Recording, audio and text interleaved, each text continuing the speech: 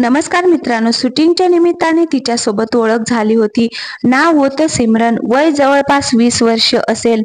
रस्त्यावर फिरताना तिने मला तिचा रेट सांगितला आणि मी तिच्या मागे मागे जाऊ लागलो.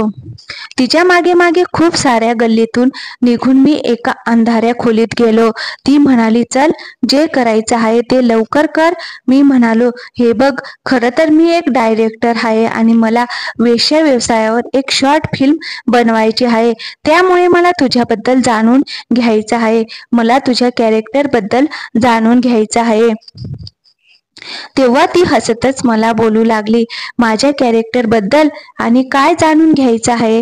ठीक आहे, माझ्याबद्दल जे तुला जाणून घ्यायचं आहे, माझ्याबद्दल तुला काय विचारायचं आहे ते विचार. परंतु तू जितका वेळ घेशील तितके जास्त मी पैसे घेईन.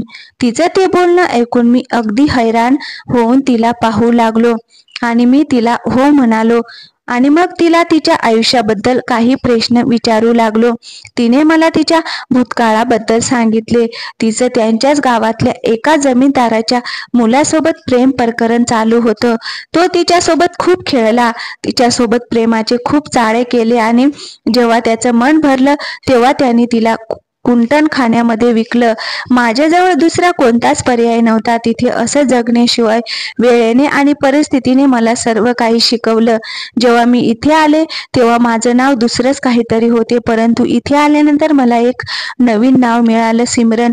मी हळूहळू उदास होत गेले. त्या सिमरनचं बोलणं ऐकून मी विचारलं, तुला तुझ्या गावची आठवण येत नाही का?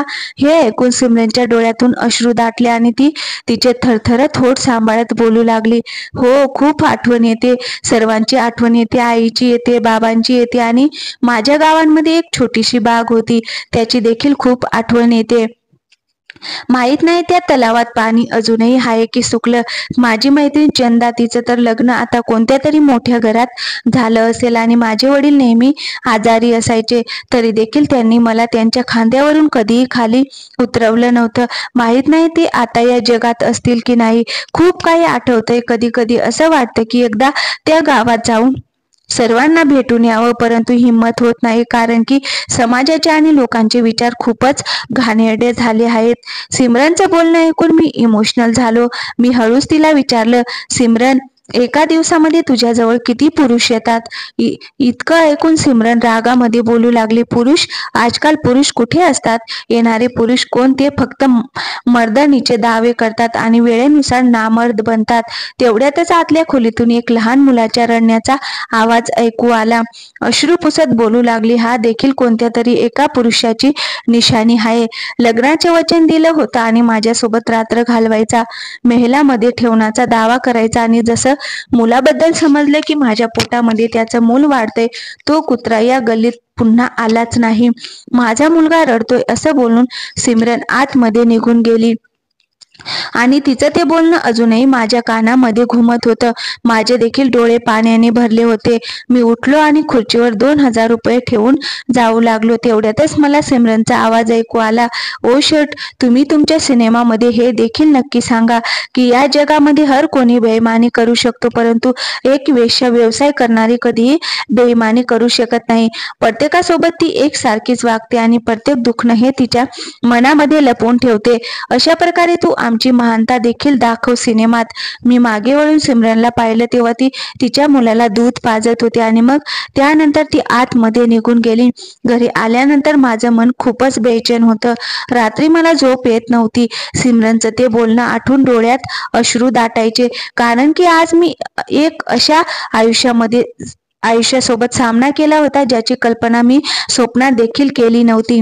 सिमरनच्या डोळ्यामध्ये राग, पश्चाताप सर्व काही दिसत होतं आणि का असू नये, कारण की तिने ज्याला तिचं समजून स्वीकारलं होतं त्याने तर तिला या नरकामध्ये पाठवलं होतं आणि या नरकात येऊन तिचे अगदी हाल झाले होते.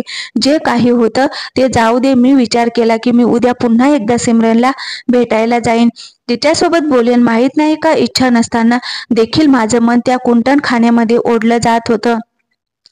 मी गेलो गेलो तर होतो माझे सिनेमासाठी कहाणी शोधायला, परंतु माझं एक अशा आयुष्याशी सामना झाला की रिअल लाईफला विसरून रिअल लाईफ बद्दल विचार करू लागलो. ठीक आहे, जाऊ दे.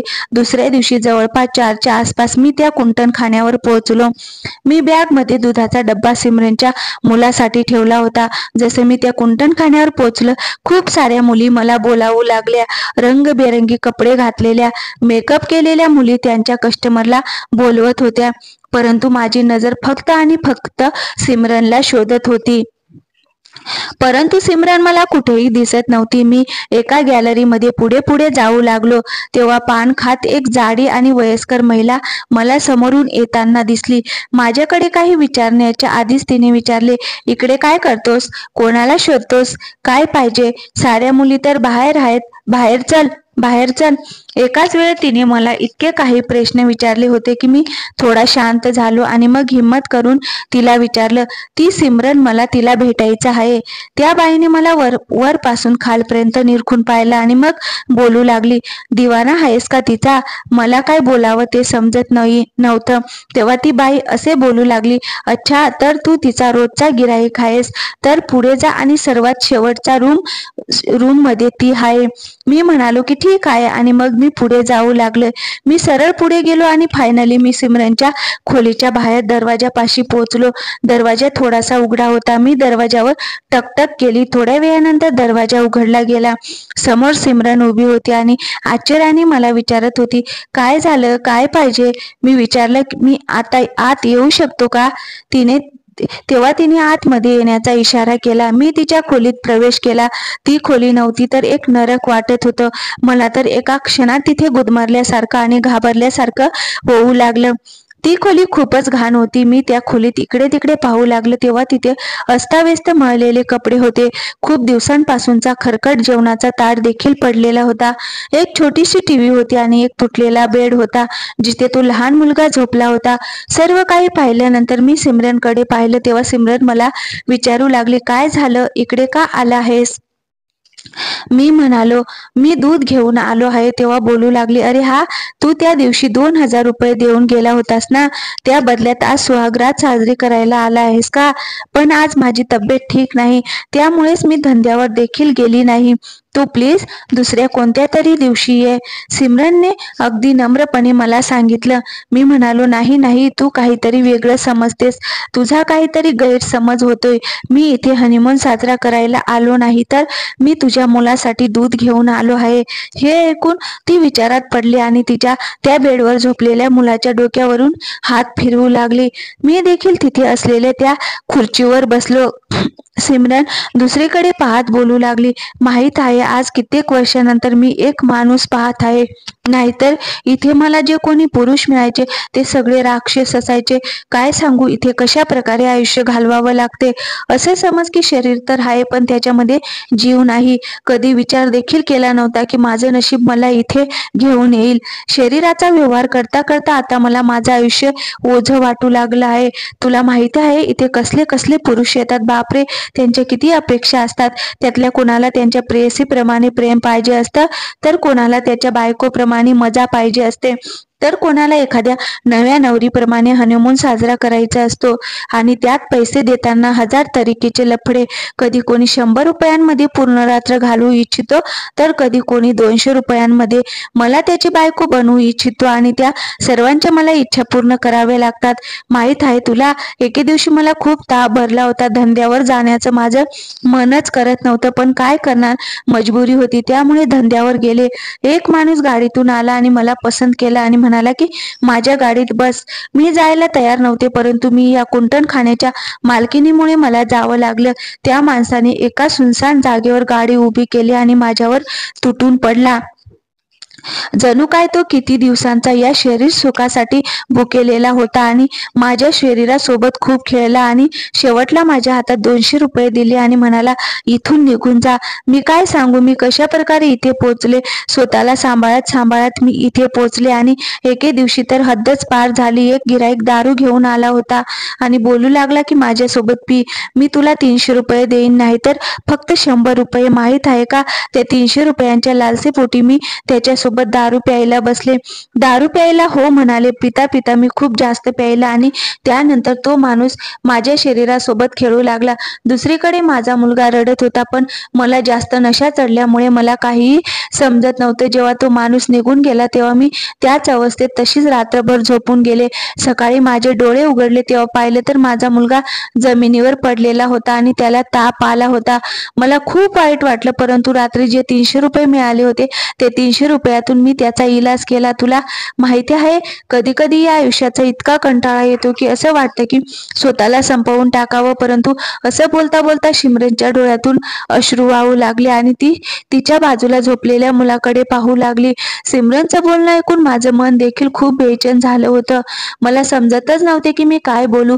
तेव्हा सिमरन मला विचारते, शेठ तुझं नाव काय आहे?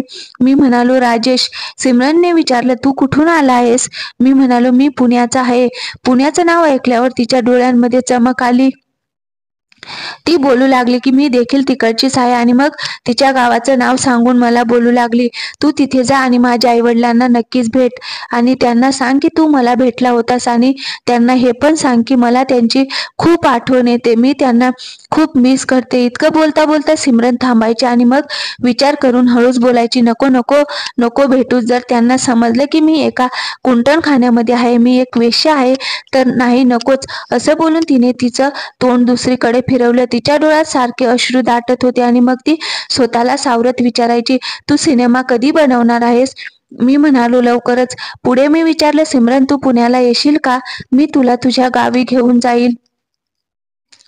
सिमरन एकदम उत्साहात हो बोलायची आणि मग पुन्हा थांबायची आणि बोलायची, नाही, मला माझ्या गावाला नाही जायचं, मला इथेच राहायचं आहे, कारण मी एक वेश्या आहे आणि समाज एका वेश्याला कोणत्या नजरेने पाहतो हे सगळ्यांना माहिती आहे.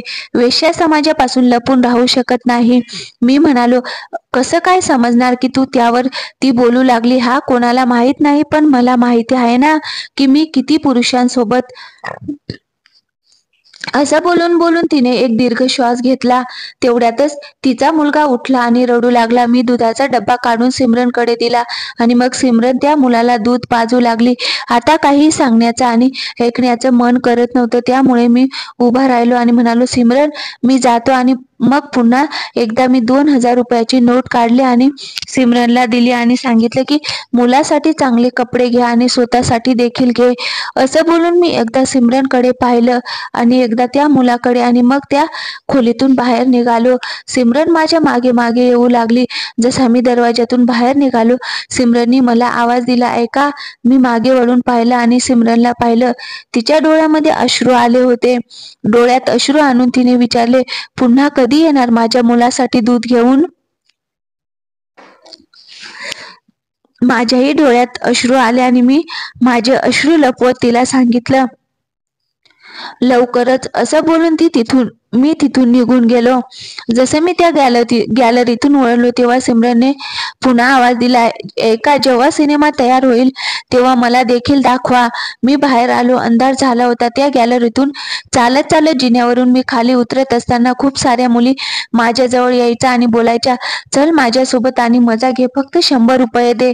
मला त्या प्रत्येक चेहऱ्यामध्ये सिमरन दिसत होती आणि प्रत्येक सिमरनचं दुःख दिसत होतं. मी रस्त्यावर आलो आणि एक ऑटो थांबून त्यामध्ये बसलो. रिक्षात बसून मला खूप रडू येत होतं.